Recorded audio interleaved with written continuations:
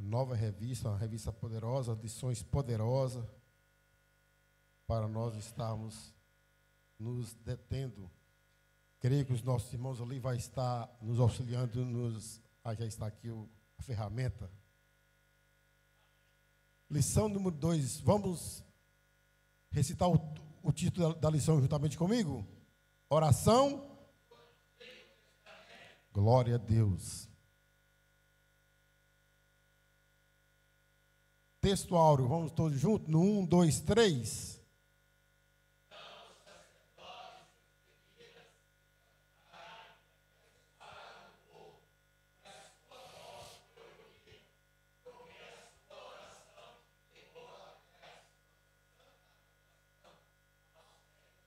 Glória a Deus. Então, os sacerdotes e os levitas se levantaram e abençoaram o povo, e a sua voz foi ouvida, porque a sua oração chegou até a sua santa habitação aos céus.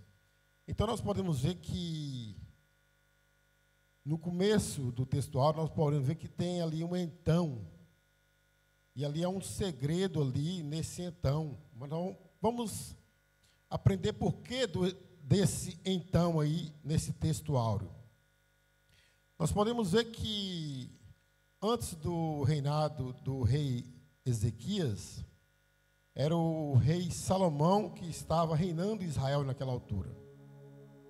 Então, a Bíblia vai nos dizer que, durante o reinado do rei Salomão, ele convida o povo para ir para o templo em Jerusalém para celebrar a Páscoa.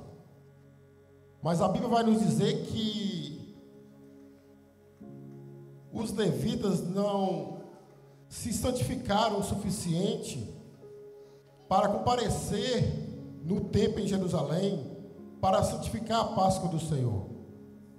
Nem os levitas e também nem o povo se juntaram. Então a Bíblia vai nos dizer que o rei Ezequias enviou mensageiro por todo Israel. Ezequias, como sabemos, reinou logo após o reinado do rei Salomão. Então o rei Ezequias enviou cartas a todo Israel e Judá, e escreveu também cartas a Efraim e Manassés que viesse à casa do Senhor em Jerusalém para celebrar a Páscoa do Senhor, o Deus de Israel. Porquanto, no mesmo tempo, não se tinham santificado bastante sacerdotes, e o povo se não tinha juntado em Jerusalém. Então a Bíblia diz que o rei Ezequias oferece holocausto ao Senhor. Ele ofereceu 1000 novilhos e 7.000 ovelhas. E os príncipes apresentaram na congregação 1000 novilhos e 10.000 ovelhas. E os sacerdotes se santificaram em grande número. Então ali, nós podemos ver que o rei Ezequias ali se alegraram ao apresentar, se alegraram toda a congregação de Judá e os sacerdotes e os levitas, e toda a congregação de todos os que vieram a Jerusalém, como também estrangeiros que vieram da terra de Israel e os que habitavam em Judá. Então ali o rei Ezequias naquela altura ficou muito alegre, porque o convite dele foi aceito pelo povo, pelos príncipes, pelos reis e pelo povo a apresentar no templo ali em Jerusalém para celebrar a Páscoa. Então quando o povo apresenta ali em Jerusalém, na casa do Senhor, para celebrar a Páscoa, a Bíblia diz que quem levanta? Os sacerdotes se levantaram e os levitas para abençoar o povo, como diz o textuário. E a sua voz foi ouvida, porque a sua oração chegou até a sua santa habitação aos céus. Então, quando o rei Ezequias convida o povo aceitaram de bom grado e vieram para Jerusalém, e nunca houve tanta gente naquela altura para celebrar a Páscoa como nos tempos do rei Ezequias. Então os levitas e os sacerdotes se levantaram, abençoaram o povo, e ali eles puderam puderam ali celebrar a Páscoa do Senhor. Em 2 Crônicas, capítulo 30, versículo 27, verdade prática, assim como hoje, a oração no Antigo Testamento era um canal permanente de comunicação entre Deus e o seu povo. Meus irmãos, a oração, assim como hoje, é um canal que liga o povo de Deus aos céus. A partir do momento que nós oramos menos, certamente haverá menos presença do Senhor. A partir do momento que nós oramos menos, certamente nós passamos a acreditar no Deus que nós servimos. A partir do momento que nós oramos menos, há menos esperança em nossas vidas naquele que nos criou, naqueles que nos ordenou para fazer o ID. Então nós podemos ver que quando esse canal é cortado, quando essa aliança é cortada, através da oração, certamente as bênçãos do Senhor não vai ser sobre as nossas vidas. A partir do momento que nós afastamos, o Espírito Santo de Deus, o que ele faz? Ele afasta do povo de Deus também. Então, esse canal não pode ser cortado. Esse canal se chama o canal da oração, o canal do diálogo, o canal da entrega, o canal da comunhão com Deus. Amém, meus irmãos? Vamos prosseguir?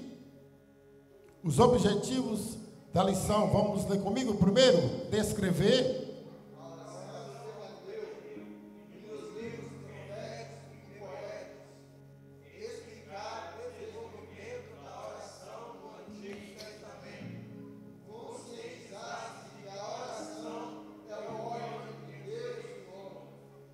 Glória a Deus, vamos prosseguir. Introdução, palavra-chave. Qual a palavra-chave ali na nossa introdução? Antigo Testamento. Então é a primeira das duas maiores divisões da Bíblia. Então nela consta uma biblioteca de 39 livros canônicos. Então a introdução fala assim: a oração está entre as mais antigas práticas da humanidade. Então a oração é o elo entre o Criador e a sua principal criação, o homem. Então já no Antigo Testamento podemos notar que a oração sempre esteve presente na vida de homens e mulheres que possuíam intimidade com o poderoso, com o Todo-Poderoso.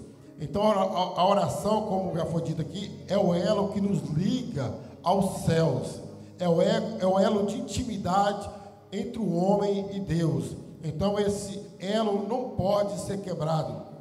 Nós podemos dizer que é a prática da mais antiga da humanidade. Eu fiz aqui uma tabela aqui.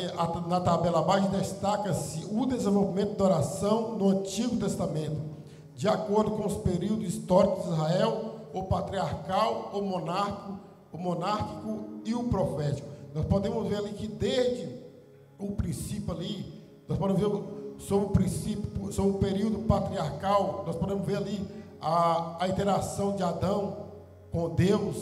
Nós vemos ali que em Gênesis capítulo 1, 28, nós podemos ver que Deus abençoou e Deus lhe disse a Adão: frutificai e multiplicai e enchei a terra e sujeitai e dominai sobre os peixes do mar e sobre as aves do céu e sobre todo animal que se move sobre a terra. Nós podemos ver ali que desde o princípio houve essa comunicação ali entre os patriarcas Adão, Sete, também entre Noé, Abraão, Isaac, Jacó, Moisés.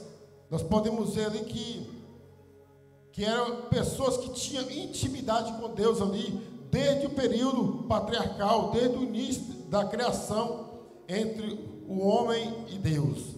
Nós podemos ver também que no período monárquico, nós podemos ver a oração de Saul, ali quando Saul chegou para Deus, consultando a Deus para que eles viessem lutar contra os filisteus, combater contra os filisteus. E a Bíblia diz que Saul apresenta oração a Deus, e a Bíblia diz que a oração foi ouvida, mas não foi atendida. O que eu quero dizer com isso? Nem toda oração é ouvida, mas nem toda oração é atendida por Deus. Por quê? Porque Saul colocou a sua confiança nos seus próprios homens. Mas a Bíblia vai nos dizer que a oração de Davi foi uma oração diferente. A Bíblia diz que em Samuel capítulo 23, verso 2, fala assim, ó, e consultou Davi ao Senhor, dizendo, irei eu e ferirei estes filisteus? E disse o Senhor a Davi, vai, e ferirás os filisteus, e livrarás Keila. Então Davi tornou a consultar o Senhor, e o Senhor lhe respondeu e disse, levanta-te e desce a Keila, porque te dou os filisteus na tua mão. Então nós podemos ver a oração de Davi com a oração de Saul. A oração de Saul não foi ouvida, mas não foi respondida. A oração de Davi foi ouvida e foi respondida por Deus. E por quê? Porque Davi era um homem segundo o coração de Deus. Um homem que não fazia a vontade dele, mas fazia a vontade do Senhor Jesus. Ele colocava o Senhor Jesus em primeiro lugar. Então nós podemos ver que aqui fala sobre o período monárquico, sobre a oração de Saul, a oração de Davi, a oração do rei Ezequias. Então nós podemos ver também que outro período é o período profético, Elias, oração poderosa e eficaz. Então nós podemos ver que a oração do profeta Elias é uma oração poderosa e eficaz. Ali em 1 Reis, capítulo 17, 20 ao 22, nós podemos ver que a oração poderosa ali de Elias, naquela época, que mudou a situação ali em Samaria. E a Bíblia vai nos dizer que em 1 Reis 17, 20 ao 22, a Bíblia diz que clamou o Senhor e disse, ó Senhor meu Deus, também esta é a viúva com quem eu moro, afligiste, matando-lhe seu filho. Olha a intimidade de Elias com Deus, meus irmãos. Olha a intimidade, através da oração. A oração nos traz intimidade com Deus. Então se mediu sobre o menino 3 vezes e clamou ao Senhor e disse, ó Senhor meu Deus, rogo-te que torne a alma deste menino a entrar nele. E ao capítulo 20, e olha o verso 22, e o Senhor ouviu a voz de Elias, e a alma do menino tornou a entrar nele e reviveu. Então nós podemos ver, meus irmãos, que a oração de Elias foi ouvida. Por quê? Porque ele tinha intimidade com Deus, ele entregava o tempo dele para Deus. E nós podemos ver também que a oração de Eliseu não foi diferente.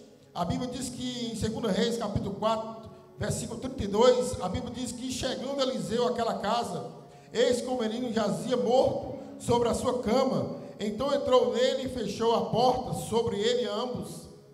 E orou ao Senhor, e subiu e deitou sobre o menino, e pondo a sua boca sobre a boca dele, e os olhos sobre os olhos dele, e as suas mãos sobre as mãos dele, se estendeu sobre ele, e a carne do menino aqueceu. Depois voltou e passeou naquela casa de uma parte para outra, e tornou a subir, e se estendeu sobre ele. Então o menino espirrou 7 vezes, e o menino abriu os olhos. Então nós podemos ver que a oração dos profetas era ouvida naquela época, meu irmão, porque era uma oração verdadeira, era uma oração com o coração sincero a Deus, porque eles tinham essa intimidade com o Senhor Jesus. Amém, meus irmãos? Vamos prosseguir. A oração no Pentateuco, a oração durante o êxodo de Israel. Vamos ler comigo? Todo relacionamento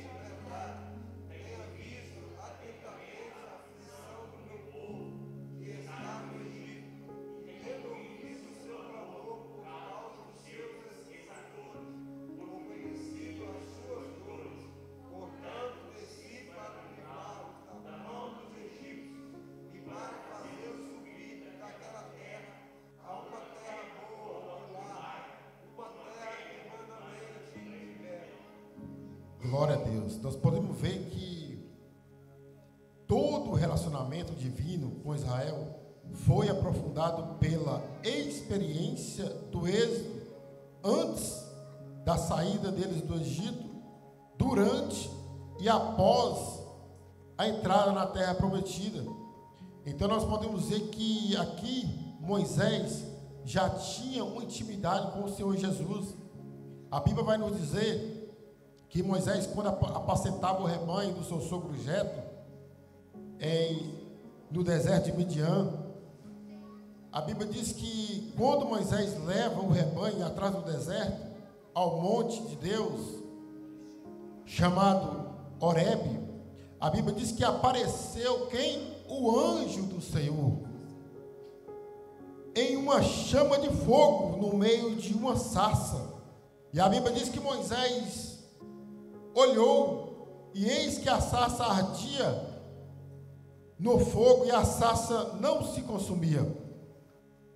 E Moisés diz: agora me virarei para lá, e verei esta grande visão, porque a sarça se não queimava. E vendo o Senhor, ó quem viu, o Senhor viu, meus irmãos, Moisés, e viu o Senhor que Moisés virava para lá a ver, bradou Deus a ele do meio da sarça e disse: Moisés, Moisés. E ele diz: eis-me aqui. E disse: não te chegues para cá, tire os teus sapatos de teus pés, porque o lugar que tu estás é terra santa. E disse o Senhor: eu sou o Deus de teu pai, o Deus de Abraão, o Deus de Isaque, o Deus de Jacó. E Moisés encobriu o seu rosto, porque temeu olhar para Deus. E disse o Senhor: ó que o Senhor disse, ele ouvindo a oração de Moisés, e disse o Senhor: tenho visto atentamente, ó pastor Rico, ó para você ver o que o Senhor diz: tenho visto atentamente a aflição do meu povo. Ó Moisés, o povo que tu clamas lá no deserto, lá no Egito, eu tenho visto atentamente a aflição do teu povo. E olha o que ele fala: que está no Egito, e tem ouvido o seu clamor por causa dos seus exatores, por causa dos seus perseguidores, porque conhecia as suas dores. Então Deus fala para Moisés: olha, eu tenho ouvido e tenho visto a perseguição dos seus exatores, dos seus perseguidores, e eu conheço as dores do povo que está no Egito. E Deus continua falando assim: ó, portanto, desce para livrá-lo da mão dos egípcios, e para fazê-lo subir daquela terra a uma terra boa e larga, a uma terra que mana leite e mel, ao lugar do cananeu, do Eteu, dos amorreus, dos fariseus, do Eveu e dos jebuseus. Ó Moisés, você foi escolhido para resgatar aquele povo lá do Egito, e a terra dos cananeus, do Eteu, do amorreu, do Eveu, do jebuseu, olha, eu vou dar para eles como promessa. E a Bíblia diz que Deus chama Moisés como mediador ali para resgatar o povo do Egito. Então nós podemos ver que o Senhor ressaltou essa verdade. Olha, eu tenho visto atentamente. O que eu aprendo com essa lição, meus irmãos? Que Deus tem visto atentamente a aflição do seu povo. Ele tem ouvido a oração do teu povo. Ele tem visto as dores do teu povo. E quem é o povo que ele tem ouvido as dores? Somos nós. Deus conhece as nossas dores, as nossas aflições, e Ele desce para nos proteger, para nos guardar.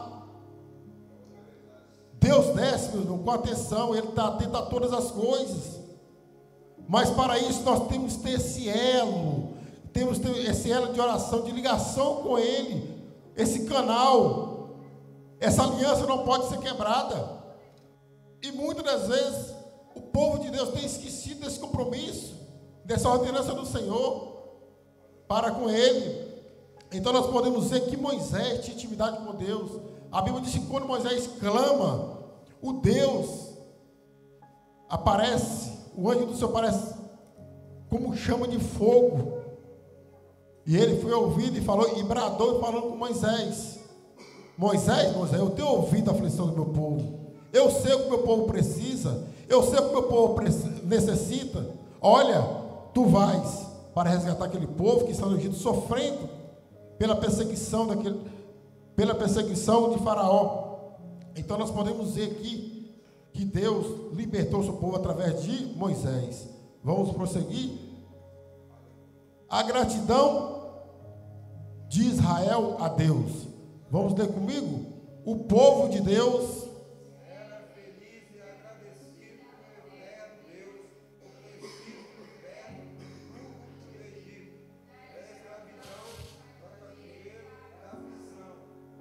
Após sair do Egito e sofrer a perseguição do exército de Faraó, que acabou morto no mar vermelho, o povo de Israel, uma vez livre, exaltou, agradeceu ao Senhor. Glória a Deus. Meus irmãos, o povo de Deus era feliz. Depois que o povo sai do Egito, pastor João Paulo, nós podemos ver ali um povo feliz e agradecido ao eterno Deus por ter sido liberto do Egito. E nós, como servos de Deus, nós temos que ser um povo feliz, meu irmão, porque Deus nos libertou do Egito. O Egito de hoje é o que é o mundo. Deus nos libertou do mundo. E nós temos que ser felizes, nós temos que ser agradecidos a Ele. Ele nos libertou da escravidão do pecado. Então nós podemos ver que o povo era feliz porque Deus libertou o povo do Egito da escravidão, do cativeiro, da aflição. Então, após sair do Egito e sofrer perseguição do exército de Faraó, que acabou morto no Mar Vermelho, o povo de Israel, uma vez livre, exultou e agradeceu ao Senhor. Então, meus irmãos, eu quero aprender essa palavra. Nós somos livres para exaltar o Deus que nós servimos. Nós temos que ser gratos para exaltar aquele que nos resgatou do pecado, da escravidão do pecado. Nós já somos livres porque muitas das vezes nós não adoramos, nós não exaltamos nosso Senhor. Então nós podemos dizer que temos que ser agradecidos ao eterno Deus, porque nós fomos libertados do Egito, e o Egito é o mundo nos tempos de hoje. Então, que tipo de adoração o crente eleva ao Senhor? Que tipo de adoração nós temos entregado ao nosso Senhor quando nós entramos na casa dele, quando nós lembramos que ele nos libertou do Egito, quando nós lembramos que ele nos resgatou deste mundo pecaminoso? Que tipo de adoração nós, com coração sincero, estamos entregando ao nosso Senhor? Então nós podemos dizer que nós devemos ser grato a Deus pela grandíssima libertação operada em nossas vidas com a sua entrega ao Senhor na altura da conversão e a salvação. Então, desde o momento, meus irmãos, que Deus nos salvou, desde o momento que Deus nos libertou, nós temos que ser gratos a Deus. E essa libertação tem que ser contínua, tem que ser constante, tem que ser diária. Não pode ser só no momento da conversão. Se nós formos mesmo observar e ser sinceros com nós mesmos, nós podemos ver que quando um novo convertido se entrega ao seu Jesus, ou como ele se derrama, às vezes vem em lágrimas adorando o Senhor. E por que as lágrimas, a partir de um tempo, começam a se secar das nossas faces? Por quê? Será que nós temos esquecido aquilo da onde Deus nos tirou? Será que nós temos esquecido da onde Deus nos arrancou? Nós vivíamos, irmão, na escravidão do mundo. Nós éramos escravos do mundo, mas hoje nós já somos libertos deste mundo, e nós temos que ser agradecidos. Então tudo recebido pela graça e amor de Deus.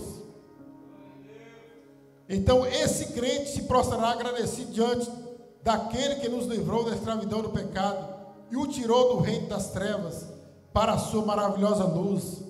Meus irmãos, Deus nos tirou das trevas para a sua maravilhosa luz. Nós temos que ser gratos a Ele. E também testemunhará de Cristo para os outros. É uma forma de gratidão. Quando nós contamos o testemunho nosso para Cristo, para outras pessoas. Então Deus se alegra com esse ato. Quando nós falamos com o povo: olha, Deus me tirou, eu estava no mundo pecaminoso, eu estava com a minha vida arruinada, Deus me libertou. E as pessoas vão lembrar: é mesmo, olha como você era antes e olha como é hoje. Que quando, meus irmãos, nós entramos na presença do Senhor, quando o Espírito Santo passa a tomar conta das nossas vidas, do nosso ser, da nossa alma, nós somos transformados, há brilho em nossas faces, há mudança. E essa mudança tem que ser notória em nosso meio. Então, por isso que nós temos que ser agradecidos ao nosso Deus. Terceiro subtópico do primeiro tópico, vamos prosseguir. A oração no Pentateuco, o esquecimento e a ingratidão de Israel. Vamos ler comigo?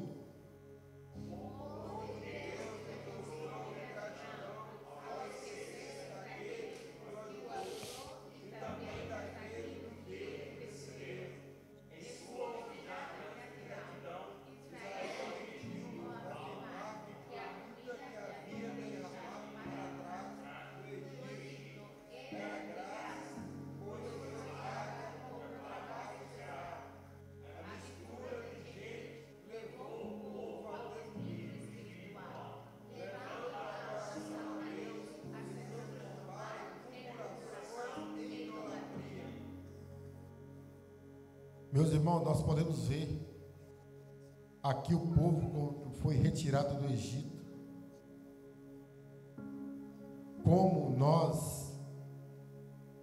como o povo tinha uma mente fraca, esquece com facilidade.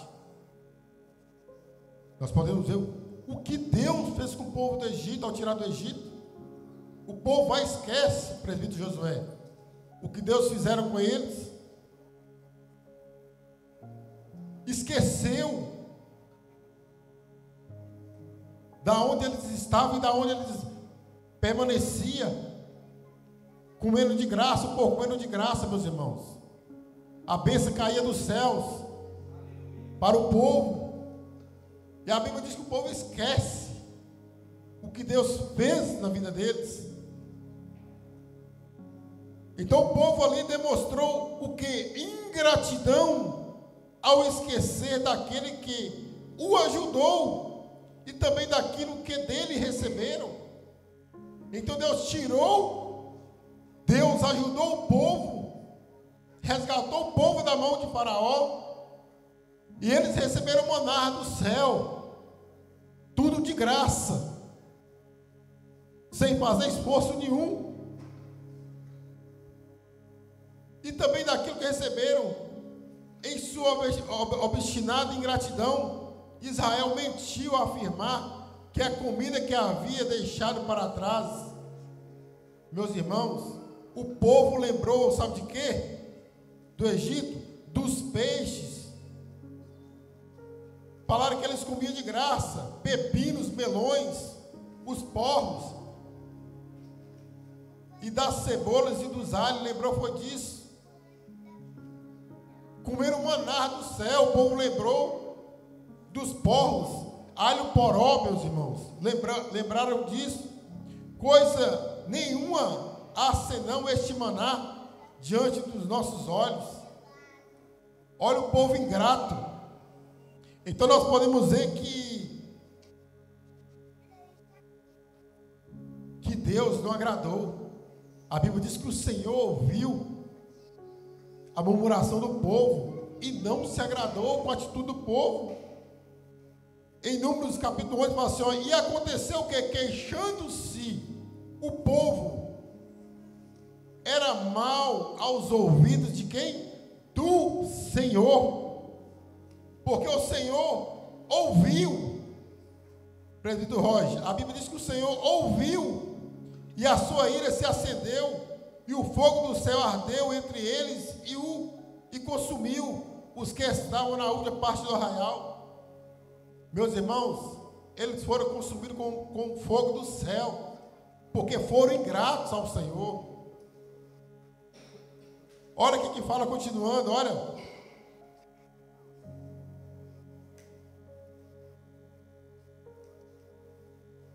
Em sua obstinada ingratidão, Israel mentiu ao afirmar que a comida que havia deixado para trás no Egito era de graça, e não era de graça, meus irmãos. A comida que eles deixaram no Egito era paga, porque eles trabalhavam para aquilo, para comer. Se não trabalhassem ali no Egito, eles não tinha comida, não haveria alimento para eles. Então nós podemos dizer que, pois foi paga com trabalho escravo, então para eles comer ali aquela comida do Egito, era paga com trabalho escravo, pastor João Paulo.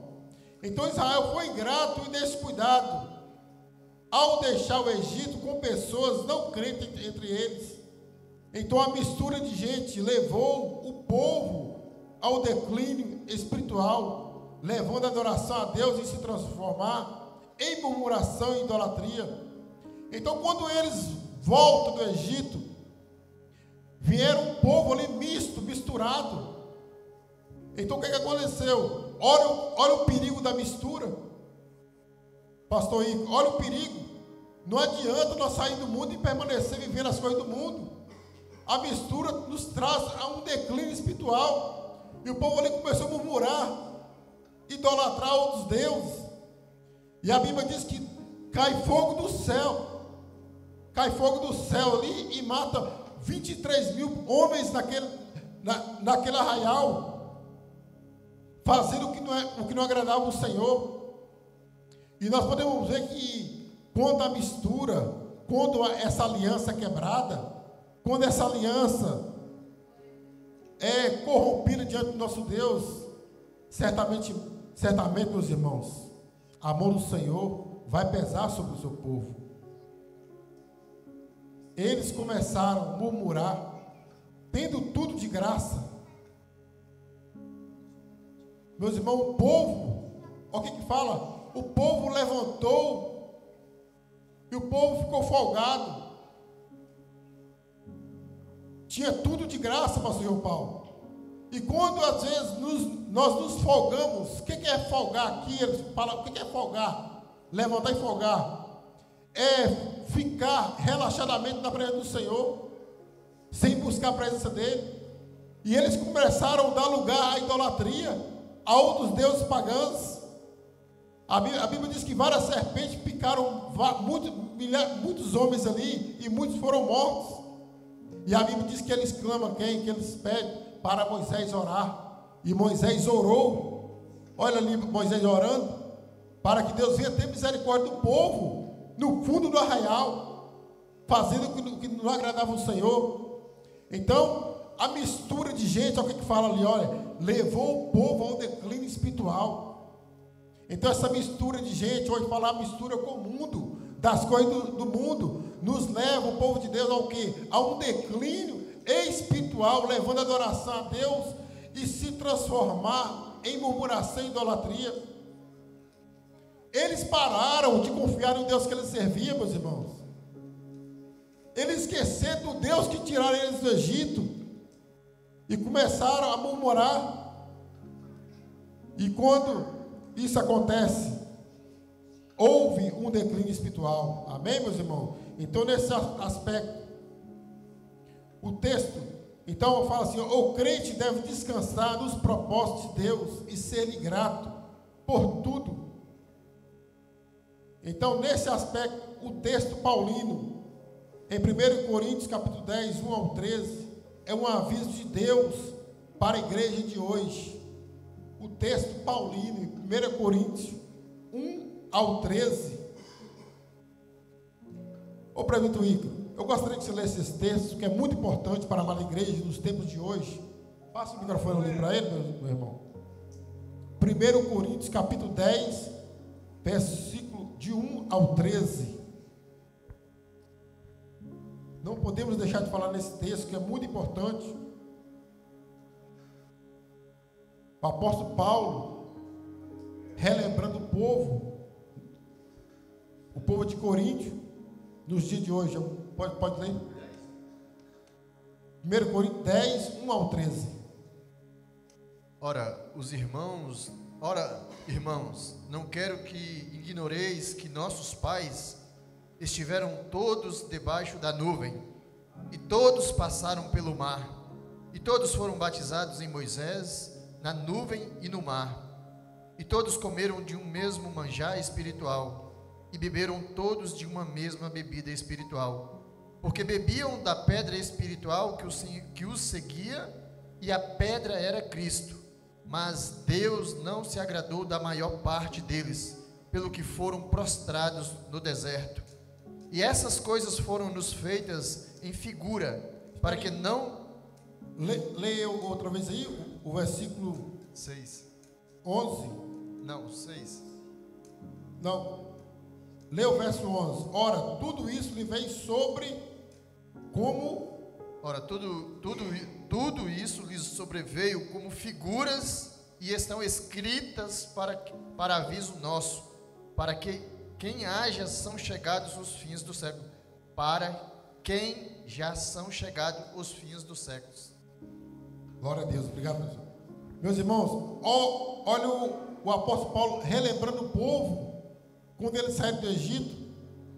Olha o que aconteceu com eles, a morte daqueles homens. Isso é para servir de exemplo para os dias de hoje. Paulo falando para os coríntios, para o povo de Corinto. Olha, lembre da onde Deus vos tirou. Eu não quero que ignoreis que nossos pais estivessem todos debaixo da nuvem e todos passaram pelo mar. Olha, e não nos prostituamos como alguns deles fizeram e caíram um dia 23.000. Olha, tudo isso lhes sobreveio como figura e estão escritas para aviso nosso.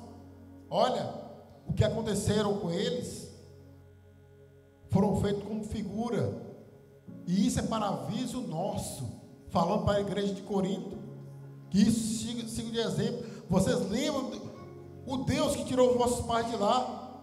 Então não faça como eles, não se corrompe como eles, não se idolatra outros deuses. Aquele, pois, que cuida está em pé, olhe que não caia.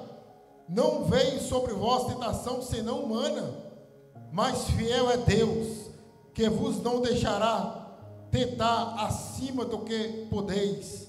Antes, com a tentação, dará também escape, para que possais suportar. O nosso Deus é nosso escape, meus irmãos, para que nós possamos suportar as tentações do adversário.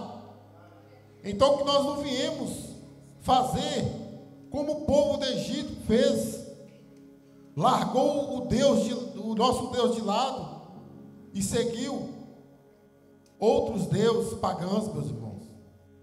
Então, o apóstolo Paulo aqui em 1 Coríntios, ele deixa um aviso claro para a igreja nos tempos de hoje, que nós possamos estar atentos naquilo que Deus nos fez outrora, quando nós não era alcançados por Ele.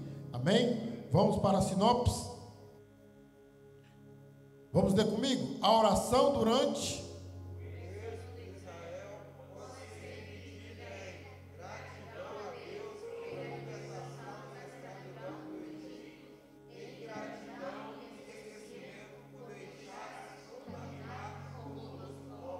Então ali era dividida em duas partes. A primeira parte, gratidão a Deus pela libertação da escravidão do Egito. E a segunda parte, a ingratidão e esquecimento por deixar contaminar com outros povos.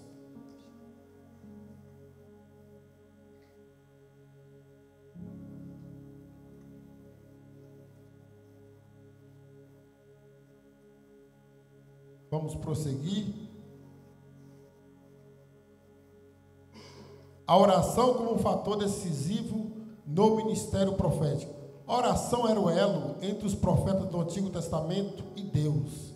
Eles empenhavam-se em fazer com que o povo compreendesse que para Deus o que vale realmente é uma vida de compromisso com Ele. E que vida é essa? Um culto real, uma adoração precedida da consagração e não uma adoração de palavras vazias jogada ao ar. Então nós podemos ver que oração era o elo entre o profeta do Antigo Testamento e Deus. Então nós podemos ver que os profetas, meus irmãos, do Antigo Testamento, eles transmitiam somente a verdade ao Senhor. Era um povo que tinha intimidade com Deus, um povo verdadeiro, os profetas eram verdadeiros. Então, os porta-vozes, então eles como porta-voz de Deus, não eram muito bem quistos pela sociedade da época. Então eles não aceitavam, o povo de Israel naquela altura não aceitavam o que os profetas falavam com eles. Então nós podemos ver que, entretanto, a oração dos profetas mostram seu zelo pela palavra de Deus. Então eles mostravam que eram zelosos pela palavra de Deus, proferindo somente palavra de verdade para o povo, porque o povo ali vivia, era um povo que vivia de aparência, estava vivendo de aparência, e eles não aceitavam o que os profetas falavam com ele. Então, seus lamentos e advertências, quando não eram ouvidos pelo povo, então eles não ouviam, e eles começavam a lamentar, e quando as advertências não eram ouvidas pelo povo. Então muitos profetas exerciam seus ministérios em uma época em que os israelitas viviam uma vida espiritual apenas de aparência. Então eles se empenhavam em fazer. O que os profetas se empenhavam a fazer naquela altura? Olha para você ver. Eles se empenhavam em fazer com que o povo compreendesse que para Deus o que vale realmente era uma vida de compromisso com Ele.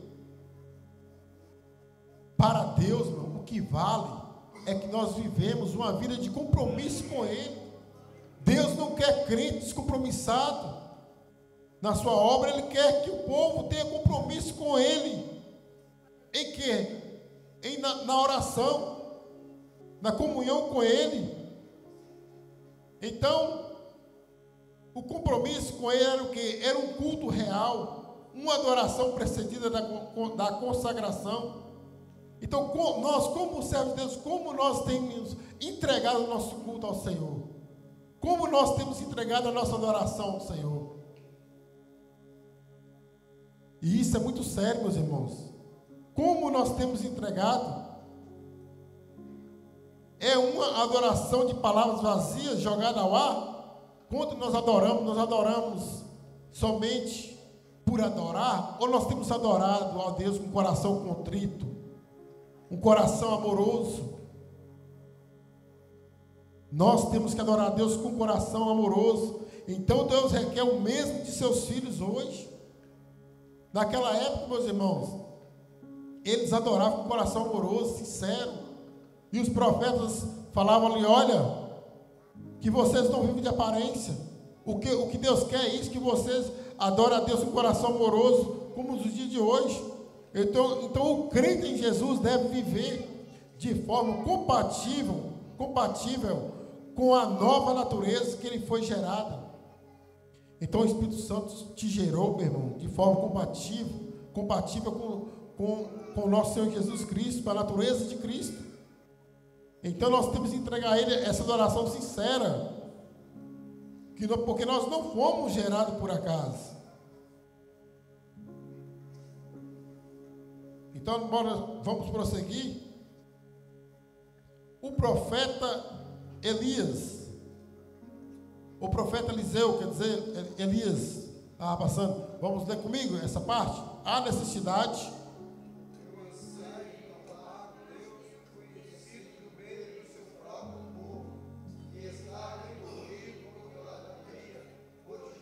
profeta Elias a proferir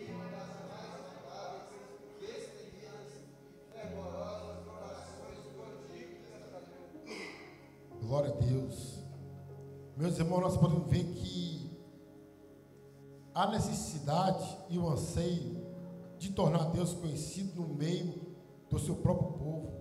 Então o profeta Elias tinha essa necessidade, tinha esse anseio de tornar Deus conhecido no meio do seu povo. Então, que povo é esse? O povo que estava envolvido com a idolatria. Um povo que estava corrompido. Então, o profeta Elias foi motivado a proferir uma das mais notáveis, destemidas e fervorosas oração do Antigo Testamento. Foi a oração que mudou o povo de Samaria, meus irmãos. Foi a oração mais notável e fervorosa do Antigo Testamento.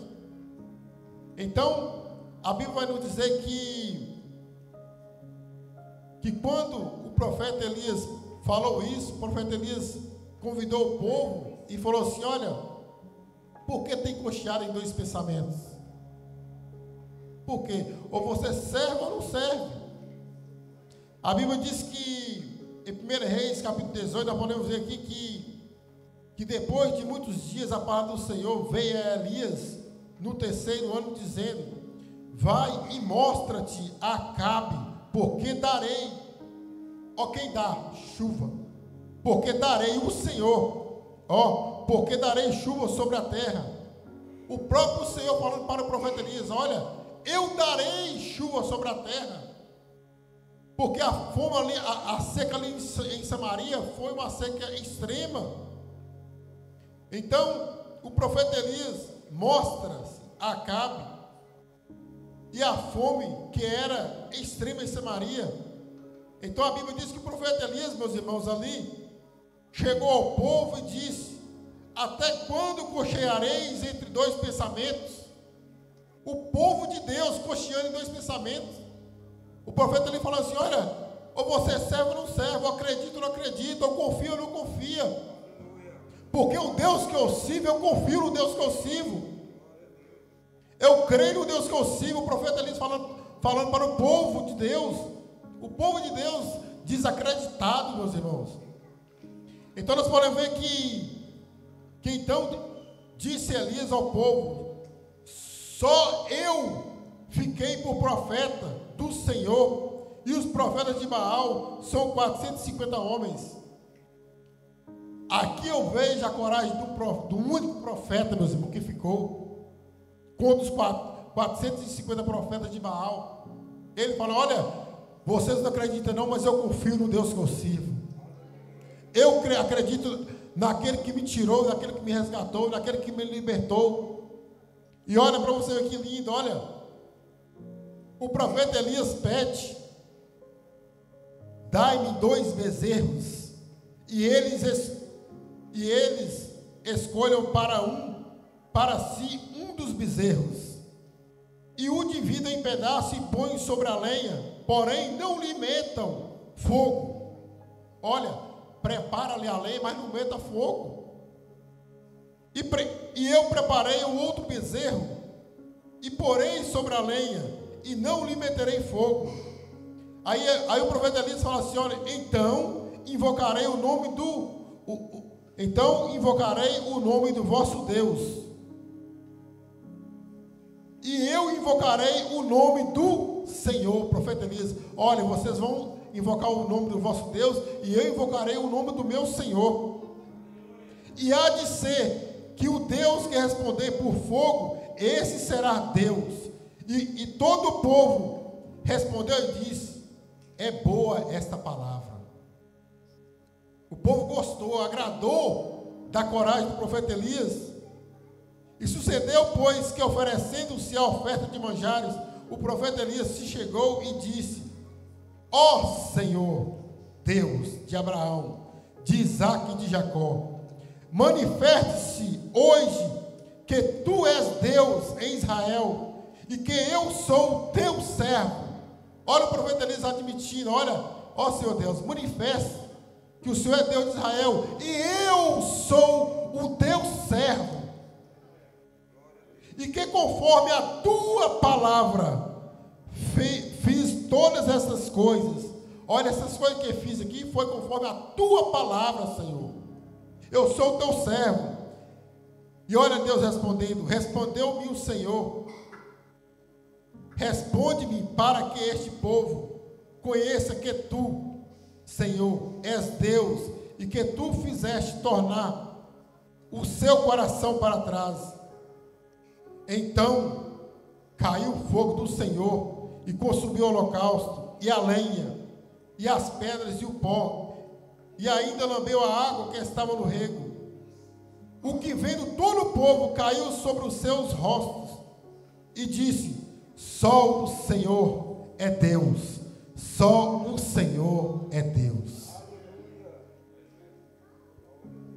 Uma oração poderosa que marcou a vida ali dos samaritanos naquela época. Um profeta só fez a diferença porque teve coragem. Ele poderia ser morto ali pelos profetas de Baal, mas ele confiou no Deus que servia. E tem pessoas que estão dentro da igreja e não confiam, não tem confiança no Deus que serve. O Deus que nós servimos, meu Deus, Ele conhece todas as coisas. Ele sabe o momento de dar, o momento de tirar. Basta nós confiar no Deus que nós servimos. Vamos prosseguir o profeta Eliseu agora. Vamos ler comigo? Assim como Elias...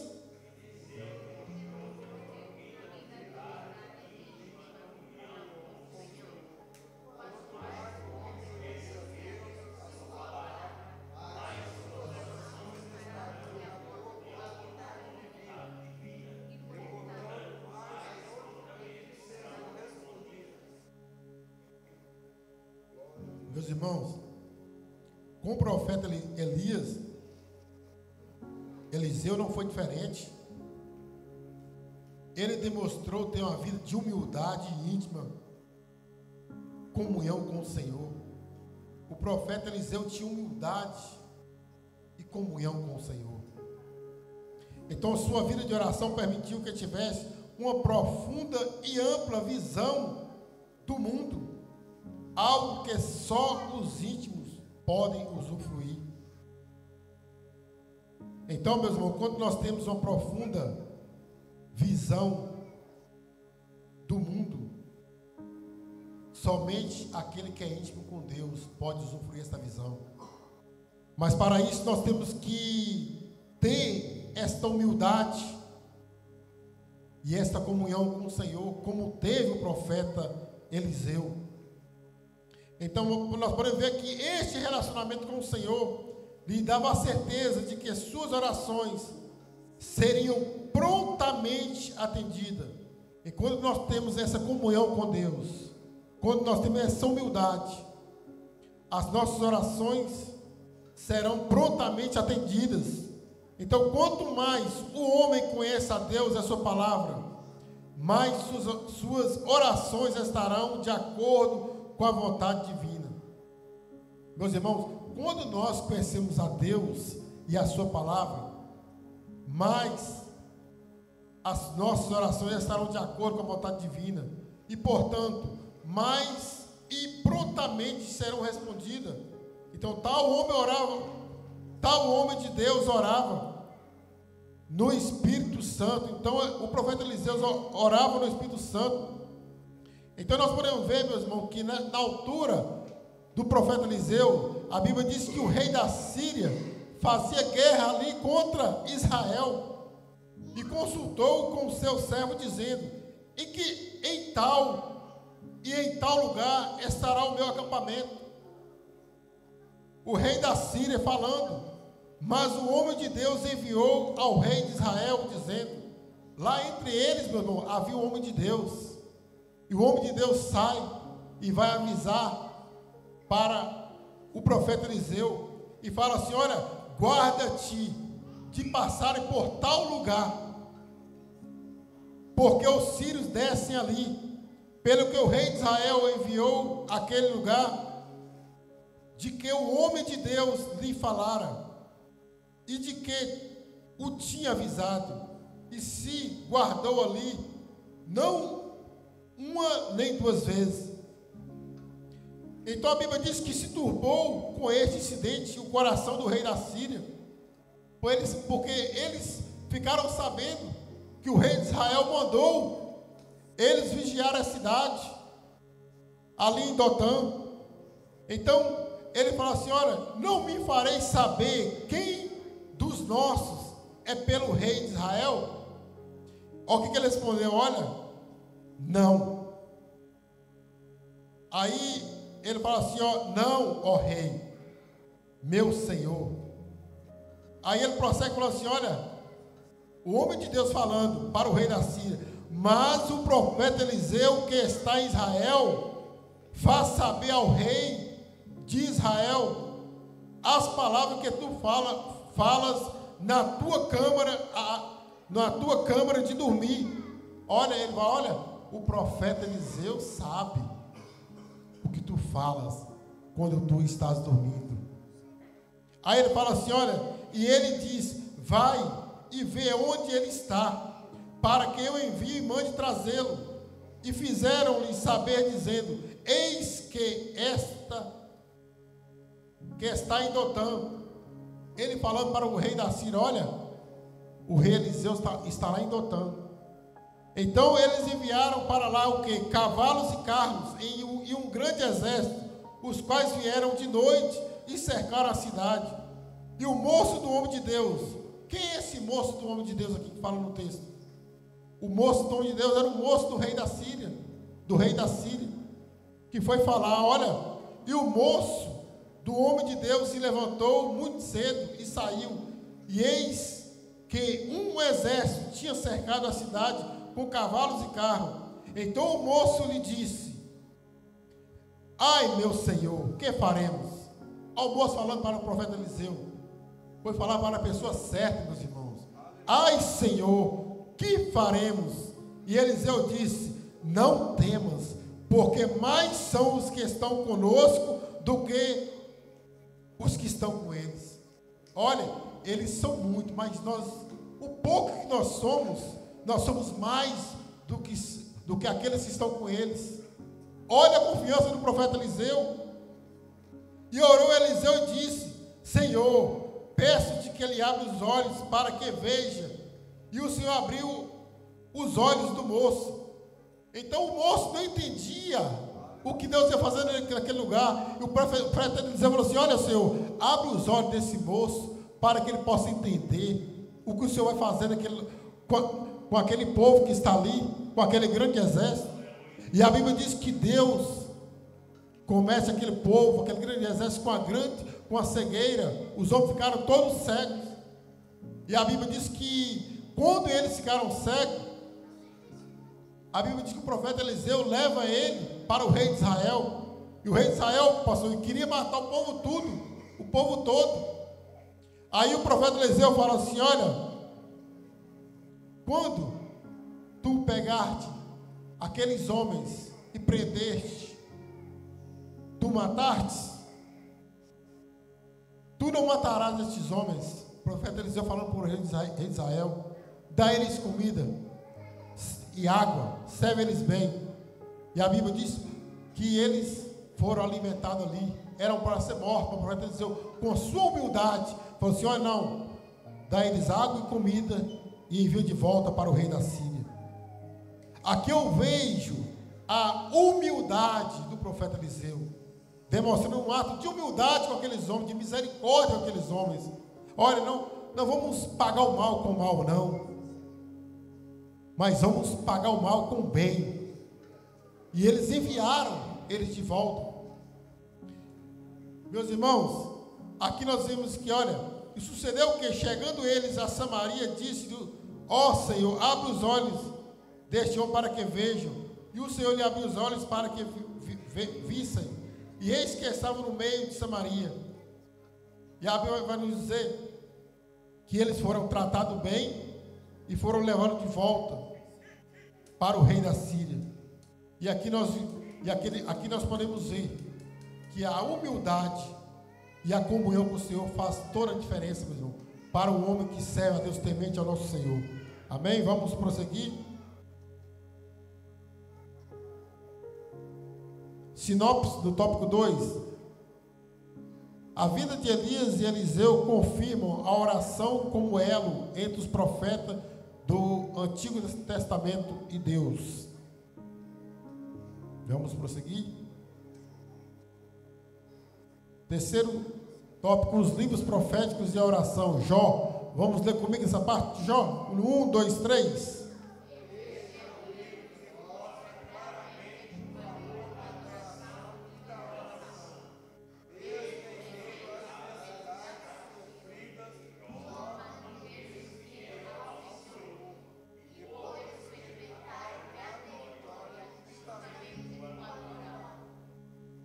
Meus irmãos, nós podemos ver aqui que Jó, um dos homens mais ricos do Médio Oriente naquela altura, um homem que tinha muitas riquezas, gados, animais, um homem que via os seus filhos desviados ali, e a Bíblia vai nos dizer que quando seus filhos iam dar banquete, o que Jó fazia? Jó os santificava e se levantava de madrugada e oferecia holocausto segundo o número de todos eles. Porque dizia Jó: porventura pecaram meus filhos e blasfemaram de Deus no seu coração? Então nós podemos ver que assim fazia Jó. De vez em quando? Não, mas continuamente. Então esse elo de ligação de Jó com Deus era o contínuo, meus irmãos, era constante. Então Jó oferecia holocausto segundo o número de seus filhos. E quando nós entramos no capítulo 16 de Jó, depois de que Jó perde todas as suas riquezas, seus filhos, a Bíblia diz que Jó, com o rosto todo está descorado. O meu rosto, Jó 16, o meu rosto todo está descorado de chorar, e sobre as minhas pálpebras está a sombra da morte. Olha ele falando para os caluniadores aqui no verso 17 do capítulo 16. Apesar de não haver violência nas minhas mãos e de ser pura a minha oração. A Bíblia diz: olha, eu oro a Deus, eu temo a Deus. O que aconteceu comigo não foi por minha causa, eu não pequei, minhas mãos não estão sujas de sangue. Ele falando: olha, eu não devo nada, a minha oração é pura, é sincera. Jó falando. E quando nós entramos na reta final do capítulo 42, fala assim: ó, sucedeu, pois, que acabando o Senhor de dizer a Jó aquelas palavras, o Senhor disse a Elifaz, o temita, os caluniadores, meu irmão: a minha ira se acendeu contra ti. O Senhor falando para Elifaz: a minha ira acendeu contra ti e contra os teus dois amigos, porque não disseste de mim o que era reto, como o meu servo Jó. Deus repreendendo os amigos de Jó. Aí ele fala assim: olha, toma, pois, 7 bezerros e 7 carneiros, e ide ao meu servo Jó, e ofereceis holocausto por vós. Olha o que a Bíblia fala: olha, vocês vão pegar 7 bezerros e 7 carneiros, e vão oferecer holocausto por vós, que caluniaram o meu servo Jó, porque Jó falou que era reto diante de mim, mas vocês não. Olha, para quê? Falou assim: olha, porque deveras ele aceitará. Olha, leva, porque Jó vai aceitar os holocaustos. E ele continua: para que eu vos não trate conforme a vossa loucura, porque vós não falaste de mim o que era reto, como meu servo Jó. Então Jó se levantou e rasgou seu manto, e rasgou a sua cabeça, e raspou a sua cabeça, e se lançou em terra e adorou, e disse: nu saí do ventre da minha mãe, e nu tornarei para lá. O Senhor, o deu, e o Senhor o tomou. Bendito seja o nome do Senhor. E em tudo isto, Jó não pecou, nem atribuiu a Deus falta alguma. Então, meus irmãos, Jó era grato ao Senhor. Então, o que eu aprendo com essa palavra? Jó adorava Deus nas riquezas, na bonança, na fartura. E ele não deixou de adorar Deus nas aflições, nas derrotas, nas perdas. Ele não adorou. E o que Deus quer que o seu povo de hoje faça diante dele? Está faltando alimento? Adore. Está passando perseguição? Adore. A mesa está farta? Adore. Deus quer que nós adoramos Ele a todo tempo, meus irmãos. Assim como o servo Jó adorou. Então nós podemos dizer que Jó era um verdadeiro adorador. Ele não adorou o Senhor somente quando estava na bonança, quando estava passando por dias bons, não, meus irmãos. Adorou a Deus em todo o tempo. Então que nós possamos seguir o exemplo de Jó, adorando a Deus em todo o tempo e em todas as circunstâncias que a vida pode nos trazer. Amém? Vamos prosseguir. Salmos. Vamos ler comigo? Os salmos expressam. Vamos toda a igreja. No 1, 2, 3.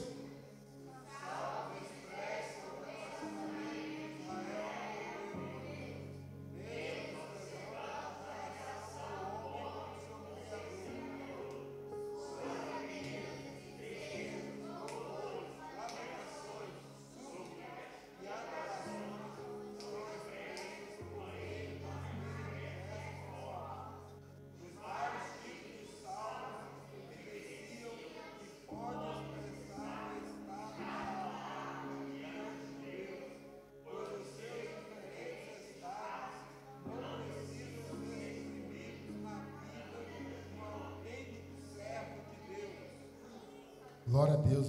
Eu posso ver aqui que os salmos expressam o relacionamento de Deus, de Israel com Deus. Então os salmistas expressam esse relacionamento. Então neles nós possamos observar a relação do homem com o seu Criador.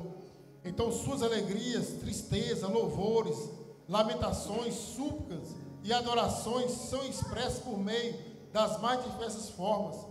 Então nós podemos ver que o salmista Davi expressava adoração a Deus em várias formas da sua vida.